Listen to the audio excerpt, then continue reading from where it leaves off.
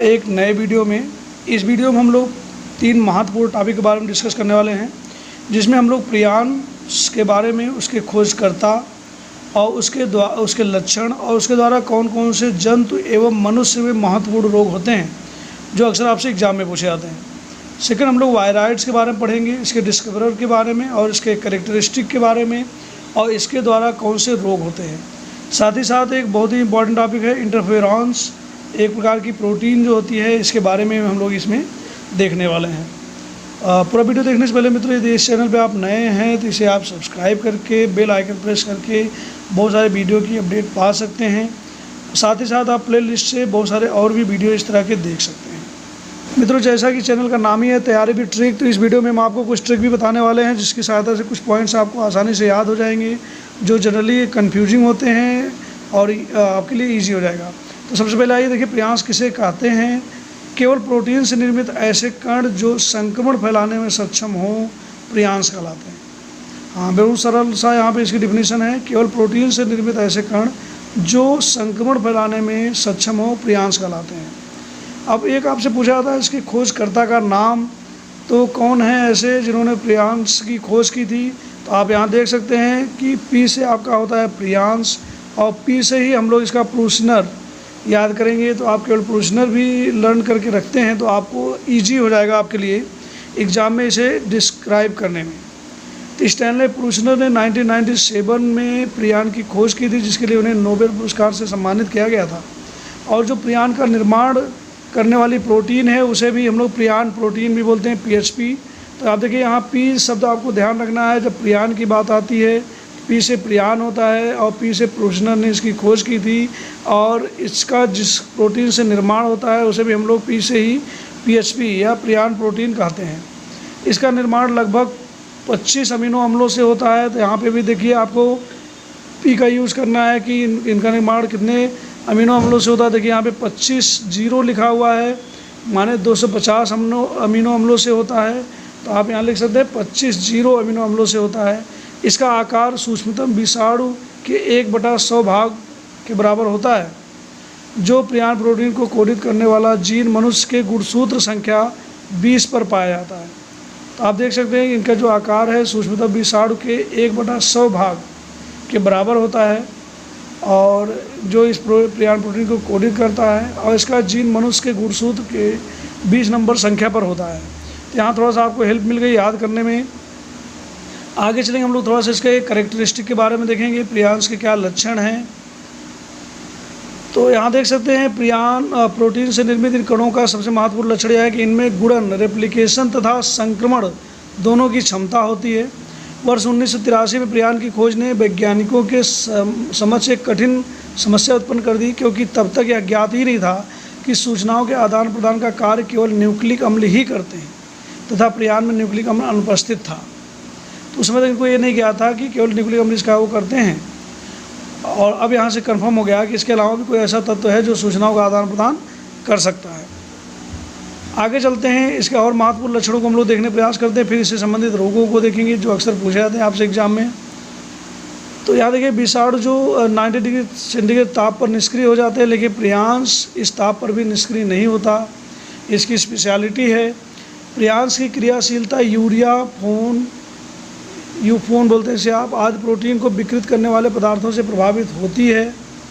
और DNA RNA का पाचन करने वाले एंजाइम प्रियान को प्रभावित नहीं कर पाते हैं, और रेडिएशंस का प्रियांस पर कोई प्रभाव नहीं होता है। अब हम देखते हैं प्रियांस द्वारा मनुष्य में कौन से रोग होते हैं, फिर जंतुओं में। तो अक्सर आपसे पूछा जाता है कि कुरु डिजीज़ जो है वो किसके द्वारा होता है, प्रियांस के ही द्वारा मनुष्य में होता है। फिर आता है क्रूट्सफेल्ड जैकब मोनाइड रोग या क्रूट्सफेल्ड जैकब रोग, ये भी इसी प्रियांस के द्वारा होता है। फिर है आपका जस्टमैन्स या जस्टमन स्ट्रासलर सीनकर सिंड्रोम, ये भी आपका प्रियान के ही द्वारा होता है। और नेक्स्ट है पागलपन का रोग जिसे आप डिमेंशिया बोलते हैं, तो ये भी प्रियान के ही द्वारा होता है। तो एक आपको जनरली कभी मान लीजिए पूछता है कोई प्रियांस द्वारा होने रोग के बारे में बताइए, तो आपको पहले बताया गया कि पी से होता है प्रियान और पी से आपको याद रखना है पागलपन का रोग। पागलपन के रोग का नाम क्या होता है, डिमेंशिया होता है। ठीक है, तो आसानी से आप एक डिजीज़ का याद कर सकेंगे और भी आप याद करने का प्रयास कर सकते हैं। नेक्स्ट चलते हैं प्रियान द्वारा होने वाले जंतुओं में रोग। बहुत प्रचलित रोग है इसमें, तो आप यहाँ देख सकते हैं गाय, भेड़, बकरी आदि पशुओं में स्क्रेपी, वोवाइन, फेलाइन तथा मिक्की इंसेफेलोपैथी प्रियान संक्रमण से होने वाले प्रमुख रोग हैं। और ये सभी रोग धीरे धीरे होते हैं और ये प्रायः रोग पशुओं का मांस खाने से ही फैलते हैं। इसके फलस्वरूप सामान्य प्रोटीन की संरचना बदल जाती है इनका, जिसका अभी तक कोई उपचार भी उपलब्ध नहीं हो पाया है। तो यहाँ पे आपको प्रियान जब आप लिखते हैं तो पी से आपको अक्सर बताया गया कि पी से ये हमें याद रखना है, लेकिन आप इसका लास्ट शब्द भी यूज कर सकते हैं। प्रियांस का यस से स्क्रैपी डिजीज आप यहाँ पे ले सकते हैं, ठीक है, स्क्रैपी। और बाद में ई से आपको इंसेफेलोपैथी डिजीज मिल जाएगा, ठीक है। तो इस तरह से आप प्रियान के पी शब्द से आपको थोड़ा हिंट मिल जाती है कुछ महत्वपूर्ण बिंदुओं को याद करने की। आगे चलते हम लोग बात करते हैं वायराइड्स की। तो जब हम लोग वायराइड की बात करते हैं तो इसके भी खोजकर्ता के बारे में हम लोग देखते हैं। तो वायराइड में देखिए बाद में आता है डी। वायराइड से ज़्यादा नहीं फोकस करना है, वायराइड बोलना है हम लोगों को। तो डी आता है, तो डी से आपको याद करना है डाइनर। तो इसके खोजकर्ता का नाम तो ऐसे है टीओ डाइनर, लेकिन केवल आप डाइनर याद करके भी लाभ ले सकते हैं। तो यहाँ से आपको थोड़ी सी हिंट मिल जाएगी, एक छोटी सी ट्रिक मिल जाएगी जो आपको एक नंबर में हेल्प कर सकती है। तो टीओ डाइनर ने 1971 में इसकी खोज की थी।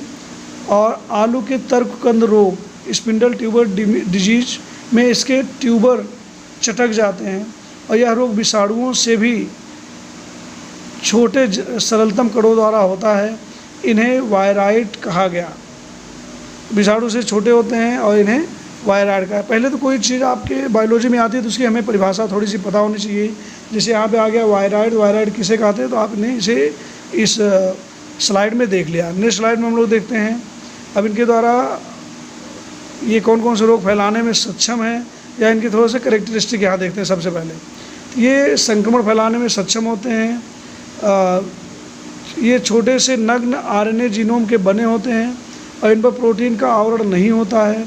संक्रामक आरएनए में लगभग 250 से 300 न्यूक्लियोटाइड्स होते हैं। इनका अणुभार सामान्य आरएनए से बहुत कम होता है। और वायरस में पाए जाने वाले एक सूत्रीय आरएनए के गुरु अणु माने मैक्रो आरएनए मॉलिक्यूल में गुणन के लिए आवश्यक सभी सूचनाएं पाई जाती हैं, परंतु यह पूर्ण रूप से पोषक कोशिका की जैव संश्लेषण मशीनरी पर निर्भर करता है। और वायराइड में रिकैपुलेशन विधि अभी तक स्पष्ट नहीं है कि इनमें रिकैपुलेशन माने पुनरावृत्ति की क्षमता होती है या नहीं। अब इसे सबसे ज़्यादा पूछा जाता है क्वेश्चन एग्जाम्पल के रूप में, माने इसके रोग के रूप में। यहाँ जो हम लोग देख सकते हैं वायराइड के कारण होने वाले विभिन्न रोग। वायराइड के कारण पोटैटो स्पिंडल ट्यूबर या कोकोनट कडांग या नींबू का सिट्रस एक्सोकार्टिस आदि रोग होते हैं। और मनुष्य में अल्जाइमर रोग, भेड़ में स्क्रैपी रोग वायराइड के कारण ही होता है। इनका संक्रमण प्रायः संपर्क में आने से होता है। तो जब हम लोग वायराइड लिखते हैं तो आपको बात बताया गया डी लिखते हैं, और डी को ही हम लोग थोड़ा सा यहाँ पे इनलार्ज करेंगे तो आपको मिल जाएगा पी। तो आप यहाँ बता सकते हैं wired the potato spindle tuber रोग होता है। पोटैटो स्पिंडल ट्यूबर रोग इसी के द्वारा होता है। तो आपका डी से आप यहाँ पी थोड़ा सा हेल्प ले सकते हैं वायराइड में, और एक रोग आपको आसानी से यहाँ से याद हो जाएगा।